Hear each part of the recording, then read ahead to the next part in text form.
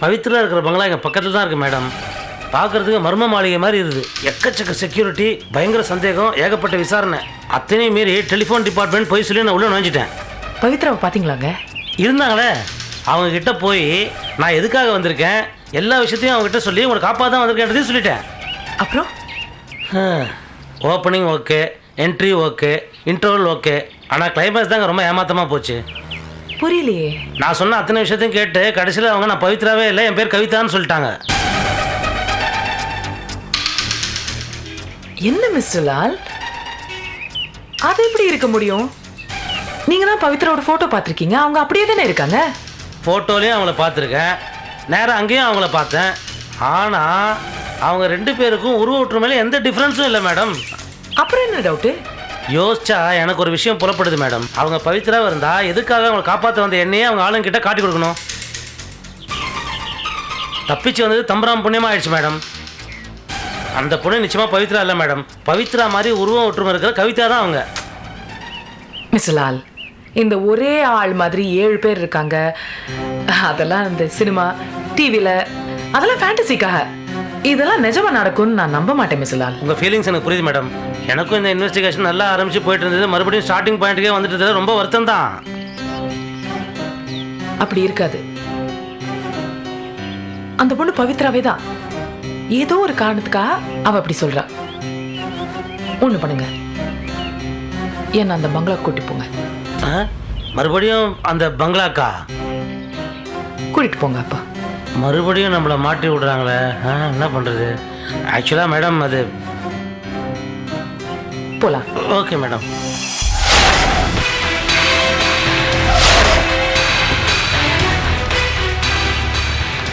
Rambabu, madam வந்திருக்காங்க, கொஞ்சம் கதவு தெரியும். அரே உனக்கு தமிழ் புரியாது இல்ல மேடம்? सुनो, अंदर मेम साहब से बात करना है. दरवाजा खोलो, उसको छोड़ो. गेट ओपन करो. गेट दरवाजा खोलो भैया.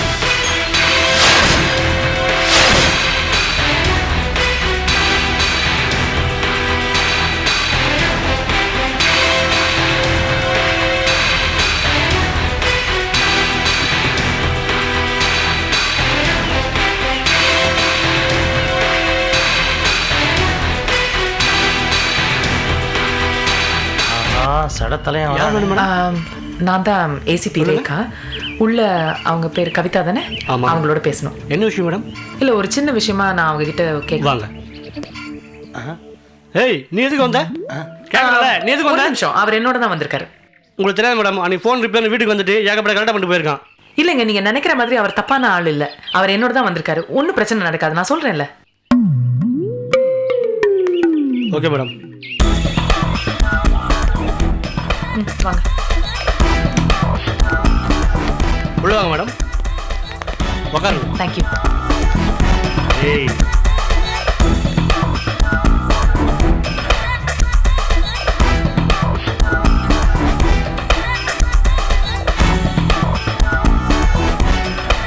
இவ்வளோ ஈஸியாக நம்ம உள்ளே வர முடியும்னு நினைக்கவே இல்லை மேடம்.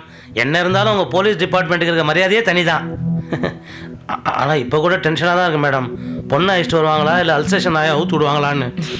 அதெல்லாம் ஒன்றும் ஆகாது, நான் இருக்கேன்ல.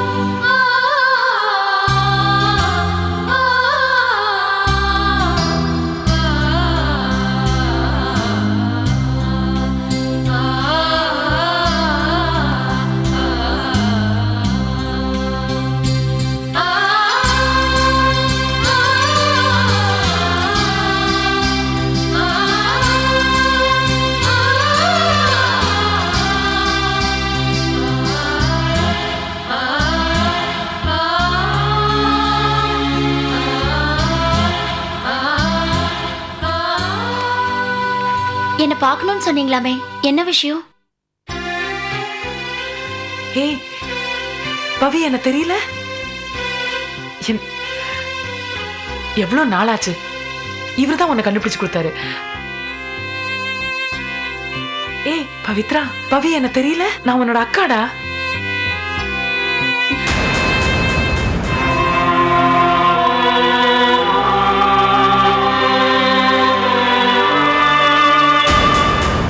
என் அக்கா பேரு மீனா.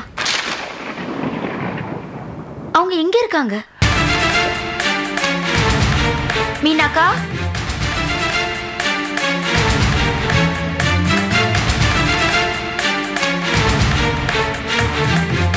மீனாக்கா.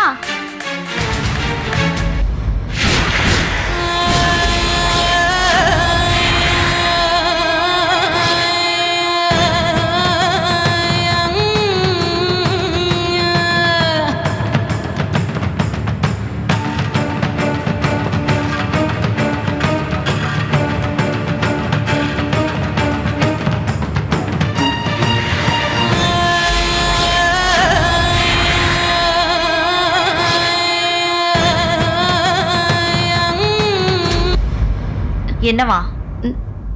தங்கச்சிங்கிறாங்க. பேர் கூட ஏதோ மாத்தி. யார் வேணும் உங்களுக்கு? இவன் கூட அன்னைக்கு இங்க வந்து கலாட்டா பண்ணிட்டு ஓடுனா, இப்ப என்ன புதுசா ஒரு குழப்பத்தை உண்டு பண்றீங்க? இல்ல, என் என் தங்கச்சி பவித்ரா காணாம போயிட்டா. அவ அம், இப்படியே தான் இருப்பா. பார்க்கறதுக்கு எனக்கு புரியல. இங்க பாருங்க, இவளும் நானும் எங்க அப்பாவுக்கு 2 பொண்ணுங்க தான். என் பேர் மீனா, அவ கவிதா.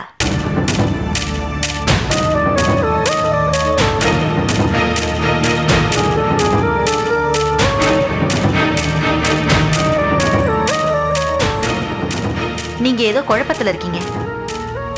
இந்த கோமாளி பேச்செல்லாம் கேட்டுக்கிட்டு வேற எங்கேயும் போயிடாதீங்க. நான் உங்ககிட்ட தான் சொல்றேன் மேடம், ப்ளீஸ்.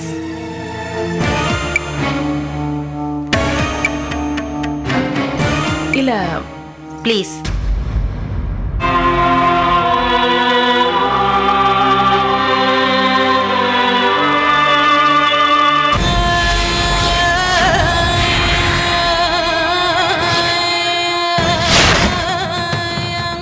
என்ன வரவங்க போறவங்க கிட்ட எல்லாம் பேச்சு வேண்டி கிடக்கு. உள்ள போ.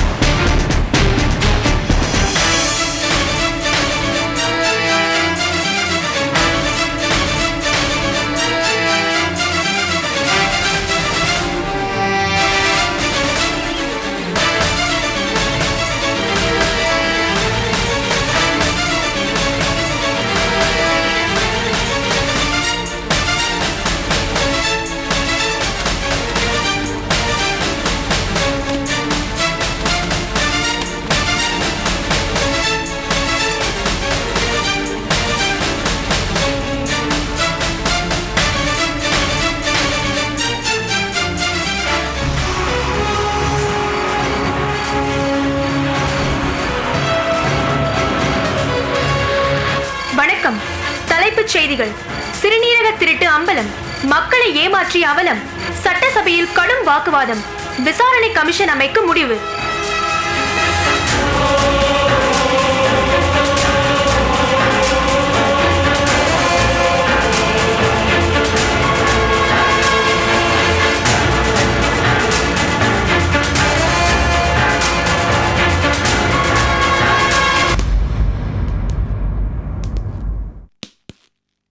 ரேகா, சார்.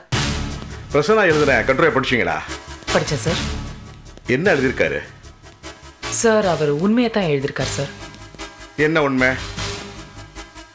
நம்ம டிபார்ட்மெண்ட் ரமேஷ் சொன்னதை வச்சு ஒரு கமிஷன் போட்டு கிட்னி சம்மந்தப்பட்ட வழக்கை விசாரிச்சா அந்த மாதிரி திருட்டே நடக்கலைன்னு சொல்லிட்டாரு. ஆனால் அதெல்லாம் உண்மை இல்லைன்னு சொல்லி பிரசன்னா எழுதியிருக்காரு. சார், இப்போ கூட நான் சொல்கிறேன், இன்ஸ்பெக்டர் ரமேஷ் போய் சொல்கிறாரு, பிரசன்னா எழுதினது தான் உண்மை. உண்மையாகவே இருக்கட்டும். ஆனால் தலைவர் யாருக்கு? இந்த பத்திரிகைக்காரங்க போலீஸை பாம்பு பார்வை பார்த்துட்டு இருப்பாங்க. கொத்த இடம் கொடுக்கலாமா? இப்போ பாருங்க, மேட்டர் அசம்பிளி வரைக்கும் போயிடுச்சு. ஜனங்க மறியல் பண்றாங்க. ரேகா கிட்ட இருந்த கேஸை கௌஷிக் தான் ரமேஷ் கிட்ட மாத்தினதா பிரசன்னா எழுதியிருக்காரு. சார், அதுவும் உண்மை சார். ரைட். டிபார்ட்மெண்ட் சீக்ரெட்ஸ் எப்படி பத்திரிகைக்கு போச்சு? பிரசன்னாக்கு அறிக்கை கொடுத்து டிபார்ட்மெண்ட் சீக்ரெட்ஸ் ரீகோட் பண்றீங்களா?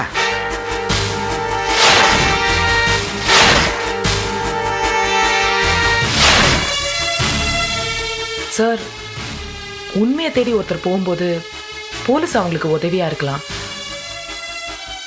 அதே மாதிரி மற்றவங்களும் போலீஸ்க்கு உதவியா இருக்கலாம் சார்.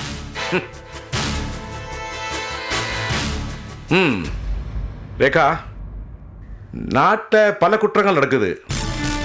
சிலது நம்மளால கண்டுபிடிக்க முடியுது, சிலது நம்மளால கண்டுபிடிக்க முடியல. நம்ம எல்லாத்தையும் சரி பார்க்க முடியாது. நாம ஸ்பீட் பிரேக்கர்ஸ் தான் போட முடியும், பாதையை மூட முடியாதே. எந்த டிபார்ட்மெண்ட்ல தான் பிளாக் ஷீப் இல்லை? சார், வித் டியூ ரெஸ்பெக்ட், நீங்க இப்படி பேசுறது உண்மையை பிரச்சனை மட்டும்தான் சொல்லணும்னு இல்லையே.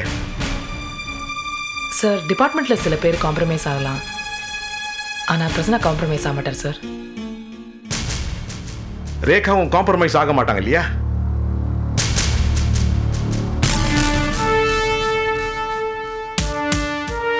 நீங்க எல்லாம் ஒரே குரூப். Anyway, congrats. புரியலையா? No sir. இனிமே நீங்க தான் இந்த கிட்னி திருட்டு கேஸை விசாரிக்க போறீங்க.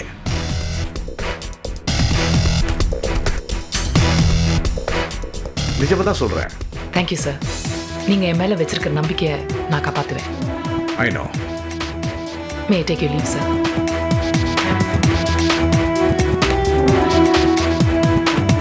ஓகே.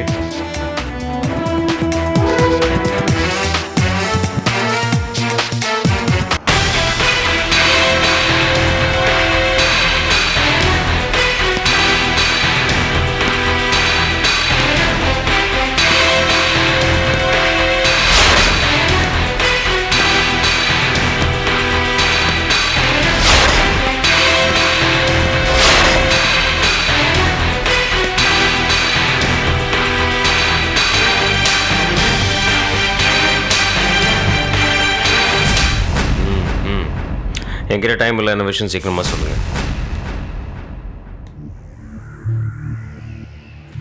என்ன இது? கிட்னி ஸ்கேண்டல் சம்மந்தப்பட்ட ஃபைல். உங்களோட கரியரை க்ளோஸ் பண்ண போகிற ஃபைல்.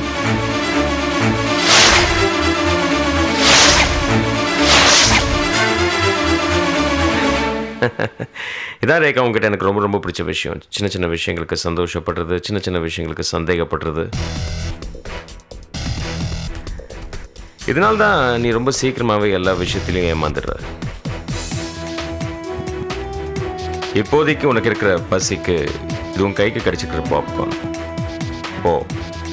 போய் குறிச்சிக்க. கங்க்ராச்சுலேஷன்ஸ். இந்த கேஸை ரீஓப்பன் பண்ணதுக்காக சொன்னேன். கேஸை மட்டும்தான் மேடம் நீங்கள் ரீஓப்பன் பண்ணியிருக்கீங்க. இப்போ எல்லா ப்ரொசீஜரும் நீங்கள் திரும்பவும் பண்ணணும். சாட்சிகளை திரட்டணும், ஆதாரங்களை புரட்டணும். அதுக்கப்புறம் கொண்டு வந்து இது ஒரு கேஸை திரும்ப நீங்கள் சப்மிட் பண்ணணும். அதை கமிஷன் பார்க்கும், அவங்க விசாரிப்பாங்க. அதுக்கப்புறம் கோர்ட்டு கொண்டு போவாங்க, கோர்ட்டில் வாதாடுவாங்க. அதுக்கப்புறம் தான் ஜட்ஜ் தீர்ப்பு சொல்லுவார். இதில் எவ்வளவோ ப்ரொசீஜர்ஸ் இருக்கு. அதுக்குள்ள ஜெயிச்சுட்டு தான் நினைக்காதீங்க. ஓகே, முகத்தில் இவ்வளோ சந்தோஷத்தை இப்போவே காட்டாதீங்க. பார்க்க நல்லா இல்லை. போங்க, போய் உங்கள் விசாரணையை ஆரம்பிங்க. All the best. Thank you sir.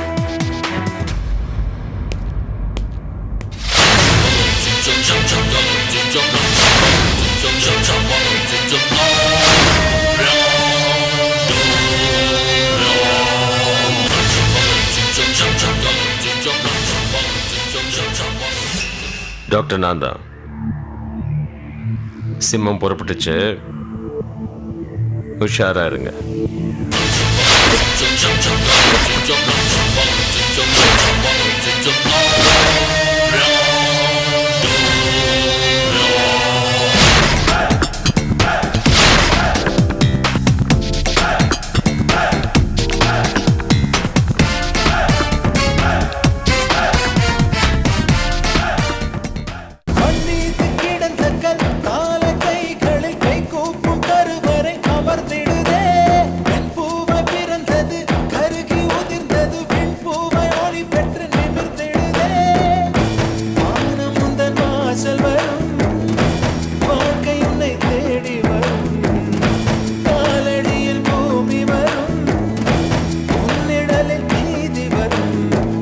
பலம் உடைத்திட